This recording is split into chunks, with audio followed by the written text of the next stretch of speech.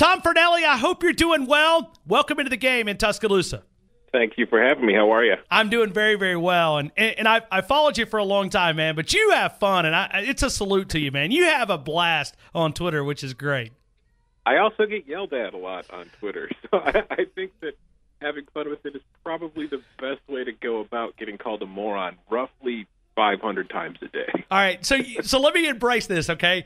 In Tuscaloosa, because we sort of wear the hat of the Alabama, you can imagine how much hate we get because we talk Alabama football. And when you've dominated the league the way Nick Saban has, Auburn fans, LSU, Arkansas, Tennessee, they all hate us. So I get that hate, not probably as much as you would do on the national level, but we get it a little bit too here, and we just have to embrace it. You know, it's what it is. Yeah, it's fun. It is. I mean, there's no need to take it personal. Just have fun with it. Yeah, and I retweet a lot of it because it's. They'll actually spend time. Tom, you know you're in their head when they'll actually spend time photoshopping your photo, and you know, I mean that they've spent 30 minutes trying to make you look like an idiot, and I'm going, oh, it's perfect. You know, you win. Yeah, at that point, you've already won, no matter what else happens in the conversation. No doubt. So I guess everybody would probably agree with your coaching rankings in the SEC. We made a big conversation out of it yesterday, but I'm sure everybody's agreeing with you on these rankings too, right? Oh yeah, 100%. Everybody's totally in agreement. Everybody believes that their school is pegged right where it should be, and it's not underrated at all, and their rival is not overrated at all. So let's go into it. We talked about it yesterday. We spent 4 hours literally talking about the article. We had people call in and see if they agree or disagree with you. Certainly Alabama's number one, and we look at LSU at number two because I think most of the fans yesterday agreed with you. LSU's the second best job in the league. Yeah, there are concerns there right now with the budget at school and within the state, but I just think if you look at the job on the whole, with all the recruiting, you know, high school talent in the Southeast, Louisiana has a ton of really good players that, you know, are ready to play at the SEC level. And when you're LSU and you're the flagship school of the state, most of those kids are wanting to come to LSU. So that's why part of it was surprising to me when LSU ended up hiring Ed Orgeron. Not because I'm trying to knock Ed Orgeron and what he could possibly accomplish at LSU. It's just I felt like the job was so much bigger where they could have had more appeal to go after somebody with a bigger name or maybe a longer track record of success. But again, that's probably where those budget issues came into play, where they settled on Orgeron after they swung and missed and reportedly on Jimbo Fisher and stuff. But I just think there's so much there that makes it a great job. And really, when it comes just to the SEC, it's like I wrote in the post, the top 4 jobs, I think, like you said, Alabama is pretty much the clear choice for number one. You could try to make arguments for putting somebody ahead of it, and maybe you have a valid argument, but I just don't think it's a realistic one. But with that second, third, and fourth, I have LSU, Georgia, and Florida. I think that a lot of that is personal preference. I could see arguments for Georgia being ahead of the other two or Florida being ahead of the other two, but I think what you need to realize is that all 4 of those jobs, they're the clear top tier in the SEC, because I think if you're doing an objective ranking of just jobs across the country, I don't think anybody who knows what they're talking about is going to have any of those 4 schools outside of their top 10. Let me go back to LSU just for a minute. What do you think went wrong for Joe Oliva in attracting a big-time coach? I know you hit it there, but I want to elaborate a little bit on this a little bit more. Well, I think, for one, when you're shooting at Jimbo Fisher, Jimbo has got it pretty good right now at Florida State. He's already won a national title there. They've put more money and effort into the program at Florida State. That was one of the problems towards the end of the Bowden era, where it was becoming a little stagnant. Florida State was kind of falling behind the times as far as facilities and all those things are concerned. But he got the school to put more effort into rebuilding things and building it up to the modern level. And it's one thing when you're already at a school where you're competing. Florida State, as we enter the 2017 season, is a contender for a college football playoff spot. It's a contender in the ACC. It's difficult to convince a coach who's already making a lot of money, who's already in a position to compete for national titles, to leave that gig for another school where he's going to have to kind of start over a little bit, even if he has history there, and he was the offensive coordinator under Les Miles. So I think it's just really hard to convince them, and then you throw in the budget concerns where with all the money that they still has to pay Les Miles stemming from the contract buyout and everything, there's a certain limited money pool you have to spend. So unless they were able to make a significantly large raise offered than what Fisher's already getting at Florida State, it was just going to be really hard to pull him away from Tallahassee. So I think once they missed out on Fisher, they said, we might just have to stick with Orgeron. He's got ties. The team played well once he took over for Miles last year, and you kind of just have to hope for the best at that point. How much do you think involved going up against and competing against Nick Saban daily? I think that as long as Saban's at Alabama, that has to be a consideration. It's like in any sport, if you're in the SEC West or just in the SEC period, you know that if you're going to win the SEC and you're going to get to the playoff and achieve those goals, you're going to have to go through Alabama. It's just like in the NBA right now, teams are putting their teams together because we have to figure out a way where we could beat the Warriors. So it's the same thing with Alabama and Saban and the SEC, and it's not easy to do. And it's something that even though coaches or schools are never probably just going to come out and say, well, we're not worried about what they're doing at Alabama, we can only worry about what we're doing here. It's always there. It's always in your mind that that to get to where you want to go, you have to go through Alabama. So you have to put together a team that can beat Alabama. So looking at your rankings, and your rankings were very, very close to what I thought as well, how much will this go in, like Auburn, like Texas A&M, when you look at they've got plenty of money or they've got enough money, when you look at being compared against Nick Saban may block you from trying to win a championship. These hot seats that these coaches are on, how much will that probably go through the AD's mind when you look at LSU and watch them strike out? Because I don't think they're in better shape than they were last year with Les Miles, with Coach O. How much will that really go through these minds of these ADs going, well, maybe we can't go out and hire an A-plus coach because of what's happening in Tuscaloosa?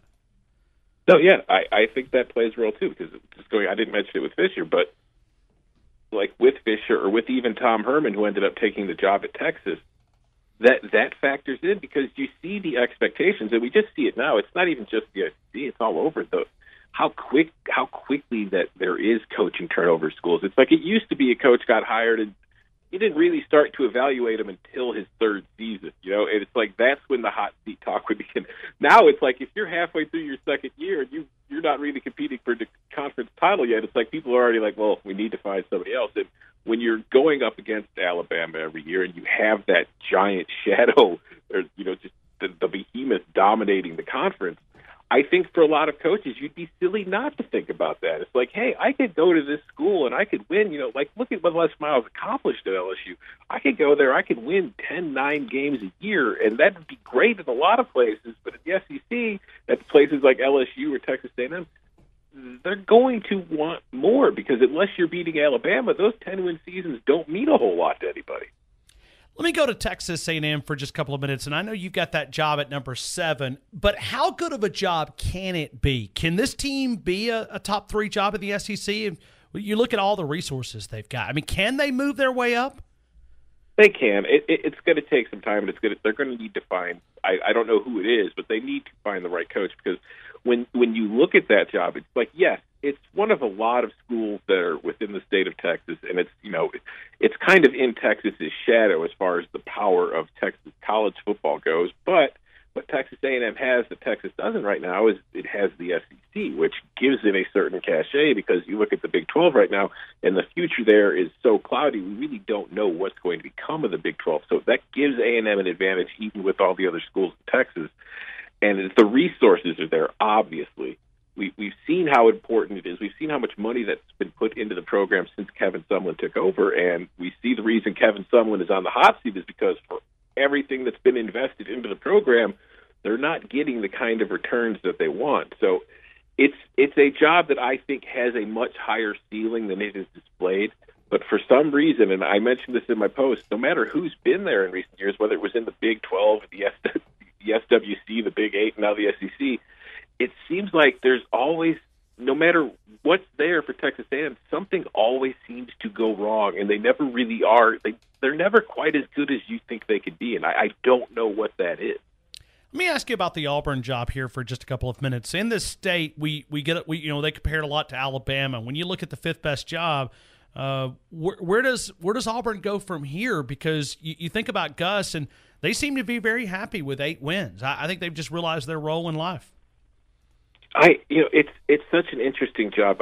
It was in that second tier with me with Tennessee and A&M, and one of the reasons I put it at fifth was because yes, it's in Alabama, and it's clearly it's like everybody else. It's got to deal with Alabama, but it being in the same state kind of presents its own separate kind of more difficulty factor. But even so, it won a national title in 2010. It played for another title in 2013, and then it was undefeated in 2004 and did not get to play for the BCS title at that time. And what's really remarkable about that to me is that it's not only been in that position 3 times in the last 15 years, but it's been in that position 3 times in 15 years with 3 different coaches. So when I see that, what that tells me is there's something, the road to success is clearly there if 3 different coaches can have that kind of success at the job. So I don't know. I feel like maybe if you look at Tennessee and Texas A&M, there are higher ceilings just because there are less obstacles in the way. But I do feel like you can have a lot of success at Auburn, and there is there is some job stability. But you mentioned, Gus Malzahn seems to be somewhat safe there now, even though they've had a couple down years. At the same time, Gene Chizik won a national title, and a couple years later he was out the door. It didn't buy him a whole lot of time there. So it's really hard to read that situation. I think Malzahn's safer than Chizik just because I think in a lot of ways and a lot of the fan base, Malzahn probably got more credit for the fans from that national title with Cam Newton than Chizik ever did. So I think that still benefits him to a degree. What's your biggest question about Alabama going into the 2017 season? I just want to see what the offense is going to look like. I mean, honestly, they're going to be good. What the defense is. The defense is the same. It's plug and play. Guys leave, go to the NFL, new monsters come in and play, and it's still an amazing defense. But with the offense, just with the shift from Kiffin to the new offense, Brian DeBoer, the new offensive coordinator, I just want to see what's going to be different. Because when Kiffin came in, Alabama's offense had been successful, but it was getting kind of, a little stagnant, old schoolish, and Kiffin brought some new elements in it to update it and make it a little more explosive. And now I want to see what we do now, what's the next step, because I feel like there's so much talent on that offense, and I realize that when you have a defense as good as Alabama's had, it's to your benefit not to be too risky simply because you don't need to take as many risks because you're going to get the ball back in a minute if you have to punt anyway. But I just want to see if Alabama can tap into the potential that it has with the talent to where it could just have an amazing offense with an amazing defense and just see what that would look like. You go back to the strength of schedule, and I know this has been about 20 days ago that you published an article on CBSSports.com. You look at Alabama, and you look at that schedule. I think you've got Alabama at number 9. When you look at the schedule, it sets up for Alabama much better than it was last year. When you talk about the strength of schedule, they get past Florida State, and it's like a downhill spiral to Atlanta. Yeah, and the one thing that works in Alabama's favor, too, it's not just what happens after the Florida State. It's the nice thing about playing those huge games, like with Florida State in the season opener, is if you're going to lose that game, if it goes wrong and you lose, people tend to forget about it, first of all, because they're not going to hold losing to Florida State against you too much as it is. I mean, I'm talking about the selection committee. That's going to be considered one of those good losses. But it's just so much time passes that even if you lose that game, you're still in a good position because you get, it was 3 months ago and people have short memories. So after that Florida State game, you see it. And the first real challenge you feel like that Alabama's going to face, they're going to fly through Fresno and Colorado State. Vanderbilt should be an easy win. Ole Miss, I don't have high expectations for the Rebels this year. So it's that road trip to College Station in early October. Then after that, I don't see Arkansas and Tennessee being too much of a challenge. LSU, okay, that's always going to be difficult. But after that, I just feel like it's a schedule where the 2 biggest challenges Alabama's truly going to face are in that first game of the year against Florida State and then the final game of the year at Auburn. I think everything in between there is, should be a win unless something goes horribly awry. So I feel like it's the alpha and omega schedule where it's like the first game and the last game are going to mean more than anything else. Do you see a sleeper that can compete for the national title on the national level? One team, if outside the SEC, one team I just have this weird, strange feeling about is Texas. And I've gotten a lot of strange looks and reactions when I've mentioned this to people. But Charlie Strong did obviously, Charlie Strong lost the job. He didn't do enough to keep it. And also I think it was the fact that Tom Herman became available more than it was Charlie Strong. But unlike when Strong took over the program from Mack Brown, there's a lot more talent on that roster than there had been before Strong got there. And as we've seen Herman already, he's a guy that can, he can fix things rather quickly, and he's bringing in an offense that I think is better suited for the talent, not only in the state, but just for the conference.